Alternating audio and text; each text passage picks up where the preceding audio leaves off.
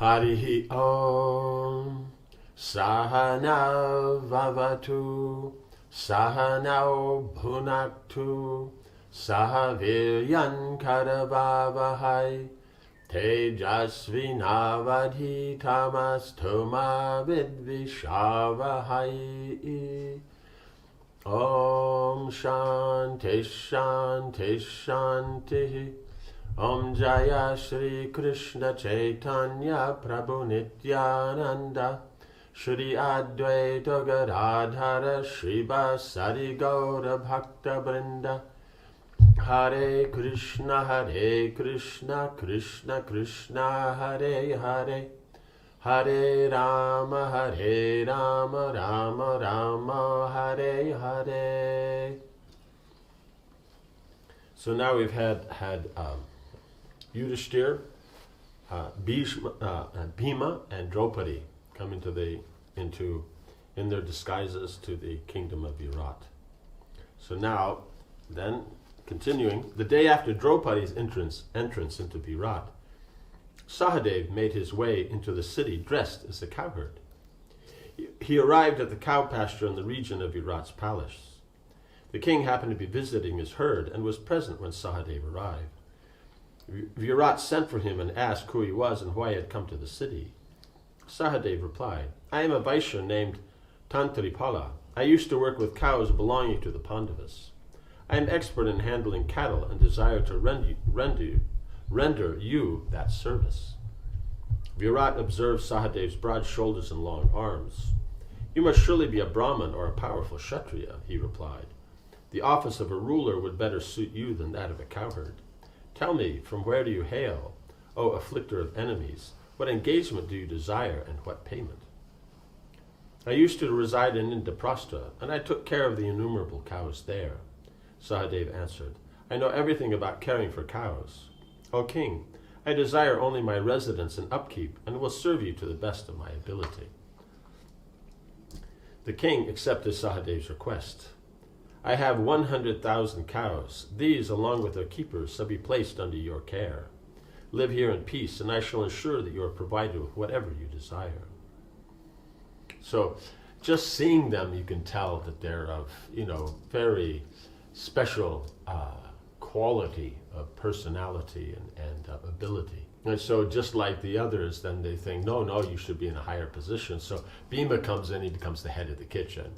Yudhishthir comes in, and he becomes, immediately someone who's going to work with him on a personal basis. And that Draupadi, then everybody's a little worried about her because she looks like she's the queen of queens, which technically she is. And so, no, she's just going to do this service and stay out of the way. Some ask why she's so shy. That's because she likes to stay out of the way. And she says she's already married. She goes, "What about, you're so attractive and all that?" And says, "No, I'm already married, and so therefore no one should bother me." Like that. And so Sahadev also, then he comes in and he's just saying, he tells them, just so you look like somebody who's a great Kshatriya. But when he explains, then he says, "Okay, then all my cows and all the keepers of the cows, they're under your control." The day after Sahadev's entry, another newcomer was seen making his way into the city, of huge body and adorned with clothes and ornaments of a woman. He went towards the king's palace, shaking the earth with his steps, even though he was walking with the gait of a broad-hipped woman. So, even though he's walking like a woman would walk, but at the same time, the earth would shake with his steps. He stood before the king with his body concealed by layers of colored silks. His arms were covered by numerous conch bracelets set with gold, and he seemed like a huge, gorgeously decorated elephant standing in the royal court. Virat looked at him in surprise. He asked his courtiers, "Who is this person? I have never seen such a one." When none of them could identify them, the king turned to Arjuna and said, "You appear endowed with the might of a celestial. Young and dark complexion, you look like a lord of elephants. Bracelets and fine gold earrings have braided your hair. You still shine like a god decked with garlands, and equipped with armor and weapons. Become my son or even myself. I am old and worn out. Therefore rule this kingdom in my place and let me retire. I cannot believe you are of the neuter sex. That means, in other words, he's a eunuch. So he's says, I don't believe you that you come sit here, rule my kingdom, take over. I'm old, I can retire now. In a deep voice that echoed around the court, Arjuna replied, I sing, dance, and play musical instruments. I am skilled in all these arts. O God among men, assign me to your daughter Uttara, and I shall be her dancing master. Please do not ask me how I acquired this form, for that would only add to my pain. Know me to be Brihanala, a son or daughter without parents. So he always says, you look like this and that. They just, and you see with all of them, just down to business. No, I'm this. And so this is what I'd like to do. Virat stared with astonishment at Brihanala. After testing you, I will happily place you as my daughter's instructor. I feel, though, that you deserve to rule the earth rather than to accept such a humble office. The king had beautiful women examine Brihanala to ensure that he was free from lust. He also asked him to display his abilities of singing and dancing. The women reported that there was no problem, and the king, after seeing his celestial skills, happily appointed Brihanala as Princess Uttara's teacher. In the guise of a eunuch, because he knows when it says celestial skill, he does have celestial skills. One, he is of such a high caliber, and two, he learned from the Gandharva king himself, so it doesn't get any better than that. In the guise of a eunuch, Arjuna began living with the women in Virat's palace, instructing them in singing and playing musical instruments, as well as in the various modes of dancing he had learned from the Gandharvas. Due to Urvasi's curse, he felt no disturbance in the women's presence, and he soon became a great favorite in their chambers. No one suspected that he was in fact the world-renowned Pandava, right? So he's living with all the women, and here's Arjuna, who's the most attractive to the women of all the brothers. But he's living there, and no one suspected, because he doesn't give that mood, because by Urvasi's curse, he is a eunuch. It only remained for Nakula to enter Virat. Then, on the day after Arjuna entered, he appeared in the city. The people saw him walking through the streets like the sun appearing from behind the clouds. Going to the royal stables, he began to examine the horses. When the king saw him there, shining like a celestial, he had him summoned to the royal court. Nakula introduced himself. O king, all victory to you. I am the keeper of horses known as Drantika. I was formerly employed by Yudhishthira and am well versed in all the arts of horsemanship. I know the temper of horses and can break them completely. Under my care, hardly an animal falls ill, and not even the mares are found to be wicked. Employ me as horse keeper, O king, and I shall serve you well. Right, so he's making these points, is that horses can become sick, so they hardly ever become that. And the mares, because sometimes they can get grumpy, but they always behave themselves. And the horses, they can break completely, means they can be completely trained. So they can be very peaceful in their situation, and if they're trained as war horses, they can be in the battle, never be disturbed. Because we know a few things that are used in the modern of how they would run, a few gaits that they use, and a few they can jump, and a few things like this, and some tricks. But in the Vedic thing, these horses were trained. They can do so many things. They can jump backwards. They can jump sideways. They can do all kinds of things that nowadays it's not even known the horses can do. Because they would be going. Because if they're going and something happens, they can jump sideways and keep running, or they can go and then, or they're there and they can jump backwards and then go off. They can do all kinds of far out things. But so he knows all of this, and he can perfectly train them. Virat looked at the tall, powerful person before him. He seemed to be born of aristocracy. There was no doubt that he had the abilities he claimed. The king agreed to employ him. You shall take charge of my stables and all those who work in them, including my charioteers. You appear to me like a king yourself, and your sight is as pleasing to me as it must have been to Yudhishthira. I wonder how that flawless Pandava is faring in the deep forest without servants such as yourself. Having achieved the positions they desired, the 5 brothers and Draupadi began their final year in exile, unsuspected by anyone.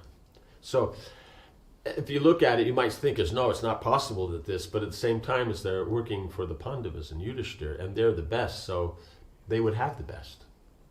And so that they could have servants like this. The servants themselves are capable of being kings, but they would rather serve Yudhishthira than do something else. Chapter 36. Draupadi again insulted. After 12 long years in the forest, waiting for the day they could reclaim their kingdom, the final year of busy city life passed quickly for the Pandavas. Yudhishthira diced with Virat, and thanks to the skills he acquired from Vrishaparva, won much wealth from the king. Because they'll have that. Because the thing, if he's not winning wealth, then how can he lose wealth? Because that's the whole thing, is that for the kings it's something real, so that something is to be staked. He secretly distributed his winnings to his brothers. Bhima ensured that his brothers had the best food and drink. So he'd also arrange that they always got. But they do it in such a way that it wouldn't be connected, that they have a connection to each other. It's like he's the head of the stables, he's the head of the cows, and if he has one of the servants take to them, it won't be a problem. Like that. So Yudhishthira saw that they all got money so he could take care of their needs. Bhima saw that they all got nice food. From the ladies in the palace, Arjuna obtained many items of clothing, which he gave to his brothers, and the twins also shared with their brothers the wealth they earned from the king. The Pandavas lived so happily that it seemed they were back in their own home. They kept vigilant eyes on Draupadi and were always alert to danger from Duryodhana and his men. In the 4th month of their stay in Virat, there was a festival held in honor of Shiva. Among the festivities was a wrestling contest. Many powerful fighters from all over Bharata assembled in the city, roaring like lions. Those colossal-bodied men were maddened with power and strength. They strode about the wrestling arena, slapping their arms and chests. Virat honored them and organized a tournament between them. One wrestler, Jamuta, was the most powerful and emerged victorious from the contest. As he stood shouting out a furious challenge, none dared come forward to fight him. Virat then summoned his cook, Vallabha, and ordered him to fight. Bhima could not defy the king's order. Reluctantly, he prepared for the match, because he doesn't want to become famous. Right? Jamuta does. People know Jamuta and all this, but then who's this guy, this other? So he's going to have to be very careful. Although he enjoyed fighting, he was afraid someone would recognize him if he displayed too much power. Praying to Krishna that he would not be recognized, he went before the roaring Jamuta. The two wrestlers appeared like infuriated elephants, about to fight for leadership of the herd. A fierce fight ensued with the combatants locked together, each looking for the other's weak points. Their blows sounded like thunderbolts striking mountains. The crowds gasped and cheered in turn. Each fighter dashed the other to the ground, threw him, pressed him down by force, and whirled the other around. They slapped and kicked one another with tremendous power. Knees struck against knees, heads against heads, sound like two stones crashing together. As they fought, they shouted insults at each other. The crowd was delighted, some supporting Bhima and others Jamuta. Finally, Bhima, who had been withholding his full strength, decided to end the bout. He suddenly lifted his rival over his head and whirled him about. He spun him 100 times with such force that he fell unconscious. Then Bhima dashed him to the ground. Seeing the senseless Jamuta lying on the ground, Virat was overjoyed. He immediately gave Bhima valuable gifts and asked if there were any others who dared challenge him. When no one came forward, Virat ordered that he fight with lions, tigers, and elephants. Bhima overpowered many animals in the midst of the astonished crowd, but none had any idea of his actual identity. The king was pleased with all the Pandavas. By his celestial skills in the arts, Arjuna delighted Virat and the palace ladies. Nakula showed him many well-trained and swift horses. And the king was also pleased with Sahadev's handling of his cows and bulls. But Draupadi, seeing her husbands engaged in such menial service, felt pained at heart. The Panchala princess waited upon Sudeshna in misery, but she conducted herself in such a way that the queen was satisfied by her service and gave no thought as to who she actually might be. 11 months passed. Right, so that was after 4 months was this wrestling match. Now 11 months have passed. All right, so they only have 1 more month. One day as Draupadi was moving about the palace, the commander of Virat's army, Kichika, happened to see her. Cupid's arrows immediately struck the mighty Kichika when he saw Draupadi's enchanting beauty. She seemed like a goddess descended to earth. His heart was inflamed by desire. He went to his sister, Sudeshna, so that's the queen, and said, I have never seen this maidservant before. Who is she? Her beauty maddens me as wine does with its aroma. Indeed, this bewitching damsel has ground my heart and brought me under subjugation. I am almost feverish with desire, and only she has the cure. Tell me, sister, how she come to be your servant? It seems that she is too good for such a position. Let her grace my palace and enjoy every opulence with me. As he spoke, Draupadi entered the queen's chamber. Without waiting for Sudeshna's answer, Kichika turned to Draupadi and said, Who are you and to whom do you belong? O fair-faced maiden, simply by seeing you I have lost my mind. I have never seen such grace and beauty in a woman. You are goddess Lakshmi yourself, or perhaps one of those other divine ladies, Shri, Hri, Kiriti, or Kanti, because she's the Dana Lakshmi, or the wife of Indra. So she is Lakshmi. You must be celestial because you shine like the full moon. What man would not yield to Cupid's influence when he beheld your face shining with such heavenly beauty? Your well-shaped breasts resemble lotus buds, and your shapely form have afflicted me with the blazing fire of lust. O fair one, pray extinguish this fire with the rain cloud of union. Your maddening gestures and movements have pierced my heart. It behooves you to save me from my plight by surrendering yourself to me and allowing me to enjoy your company. You shall have whatever you desire, and your your time as a servant will end. Kichika spoke at length in his attempt to woo Draupadi, but she was only filled with horror. Lowering her face and covering her head, she replied, I am a Sairindri of low caste, holding the hateful position of dressing hair. O hero, in desiring me, you wish for one who is not worthy of such an honor. Furthermore, I am already the wife of others, and thus your conduct is unbecoming. One, she's saying, I'm not qualified because she's a lower position, and she's already married. Do not turn your mind to adultery, for it leads inevitably to disgrace and calamity. To fully abandon sin is ever the duty of the good. Kichika, whose senses were completely overpowered by lust, simply smiled. Without caring for the consequences, he addressed Draupadi in sweet tones. O timid one, it is not fair of you to reject me. Cupid enslaves me on your account. If you do not accept my proposal, then you will have to regret your decision. I am the lord of this realm. The people depend upon me for their safety. In heroism I have no rival on earth. My power and prosperity are without compare. Why do you turn me down in favor of a life of servitude? I shall bestow the kingdom upon you. Live with me in happiness and enjoy whatever you desire. Draupadi was disgusted by Kichika's shamelessness, and she became angry. O son of a Sutta, do not needlessly throw away your life. 5 heroes always protect me. You cannot win me because I am already married to 5 Gandharvas of terrible prowess. They will not tolerate this insult and will doubtlessly slay you if you persist in your attempts to win me. You will have no refuge, even if you descend to the subterranean world or soar to the heavens, right? Because they're Gandharvas. Gandharvas can go anywhere. My husbands always crush their enemies. Why, Kichika, do you desire me like a child on a mother's lap who desires the moon? Look to your safety and leave me alone. Draupadi turned and quickly walked from the queen's chamber. Kichika was shocked and dismayed by Draupadi's stern refusal. He said to Sudeshna, Please do whatever is necessary to make this maiden incline towards me. If she does not accept me, I shall kill myself. Sudeshna pitied her brother in his disappointment. She said, I will find a suitable opportunity and send Sairindri to you to fetch something. In the solitude of your quarters, you'll be able to solicit her at leisure. She will then most likely become attracted to you.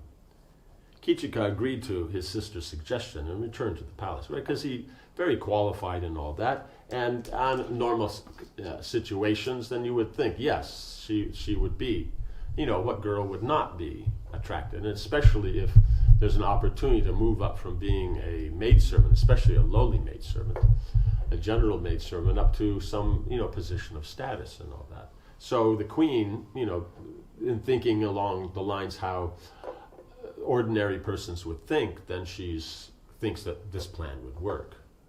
But it won't work, as we shall see. Om Hare Krishna, Krishna Krishna, Hare Hare, Hare Rama, Rama Rama, Hare Hare. Jai Srila Prabhupada.